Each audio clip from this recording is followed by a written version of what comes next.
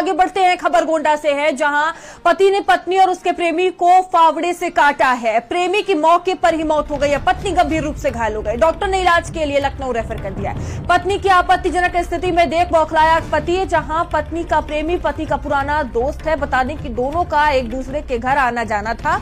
पति के सो जाने पर प्रेमी मिलने आता था। कोतवाली देहात के खोरहंसा चौकी की ये पूरी घटना बताई जा रही है, जहां देखिए डॉक्टर ने इलाज के लिए लखनऊ रेफर कर दिया है पत्नी को, जहां पत्नी का इलाज चल रहा है। राजेश हमारे साथ जुड़ चुके हैं। राजेश, क्या पूरा मामला है जिस तरह से पति ने पत्नी और प्रेमी को फावड़े से मारा है, क्या ये पूरा घटनाक्रम रहा है? देखिए, रात करीब 12 बजे की ये पूरी घटना बताई जा रही है। बताया जाता है कि यहाँ एक पथवलिया इलाका पड़ता है कोतवाली नगर में। यहाँ का रहने वाला एक सर्वेश पांडे नाम का युवक है, जो कि जिसका रिजवान के घर पे आना जाना था और उसकी पत्नी से उसका संबंध था, क्योंकि 5-6 साल से पुराने दोस्त थे और दोनों का एक दूसरे के घर आना जाना हुआ करता था।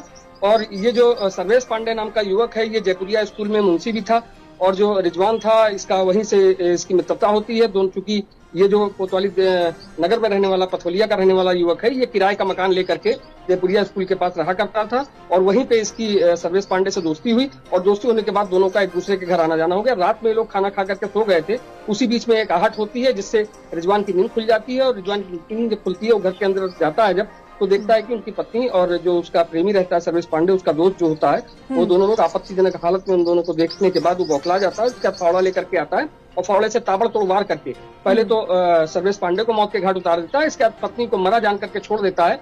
हालांकि पत्नी की हालत बेहद गंभीर है, उसको भी जिला अस्पताल लाया जाता है। जिला से उसको फिर प्राथमिक उपचार के बाद सीधे लखनऊ ट्रॉमा सेंटर के लिए रेफर कर दिया गया है। अभी तक फिलहाल बताया जा रहा है कि पत्नी की हालत बेहद गंभीर है और उसका तो राजेश, इस पूरे मामले में जांच पड़ताल किस तरह से की जा रही है? जो आरोपी पति है जिसके द्वारा इस घटना को अंजाम दिया गया है, क्या उसकी गिरफ्तारी हो पाई है? आला अधिकारियों का क्या कहना है इस मामले पर?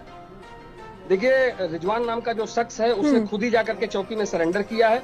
इस पूरी घटना को अंजाम देने के बाद वो खुद जाकर के चौकी पहुंचा है और चौकी में उसने अपने आप को पुलिस के हवाले किया है। पुलिस भी मौके पर पहुंची हुई थी और बॉडी उसने फिलहाल जो सर्वेश पांडे की बॉडी है उसको फिलहाल पोस्टमार्टम के लिए भेज दिया है और आगे की कार्रवाई फिलहाल पुलिस कर रही है। चूंकि जो रिजवान नाम का शख्स है जिसने ये पूरी घटना कारित किया, वो ऑलरेडी उसने जाकर के सरेंडर कर दिया, तो जाहिर सी बात है कि जो आरोपी है वो भी पकड़ा ही जा चुका है और जो पत्नी है उसकी हालत बेहद गंभीर है। उसका इलाज अभी फिलहाल लखनऊ में चल रहा है। ठीक है, धन्यवाद आपका जानकारियों के लिए।